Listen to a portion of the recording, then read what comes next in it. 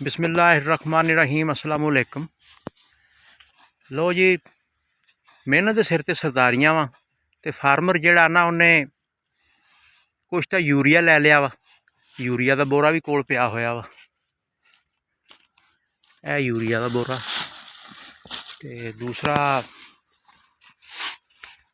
इनू भी निगाह मारदे हैं, ये भी यूरिया का ही बोरा वा। हुण देखते हैं कि मिक्स की कर रहा वा। अच्छा, यह दवाई मिक्स कर रहा है। ये की चीज़ मिक्स कर रहे हैं जी? ये जहर ते यूरिया। अच्छा, जहर ते यूरिया। जहरां किहड़ियां किहड़ियां? जहरां दानेदार जहर। नहीं, फार्मूले का नहीं पता। फार्मूले है पे तुहाडे सामने पढ़ो। अच्छा चलो पढ़ लें जी। लो जी, 0.5% इन्हों ने ले लिया क्लोरेंट्रा नीलीप्रोल 0.2%। तो उत्ते हैगी आ थायामैथोक्सम, वो भी 0.3%।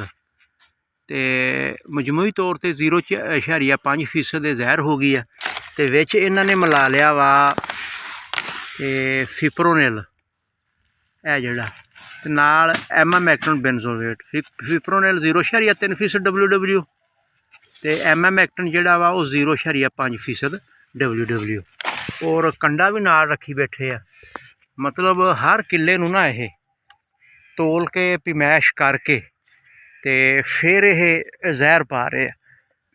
तो गल का मकसद यह है कि कोई भी काम आ अगर तुसीं उहनूं रूल एंड रेगूलेशन के तहत करोगे ना तो फिर उसका फायदा जिहड़ा ना वो ज़्यादा वा।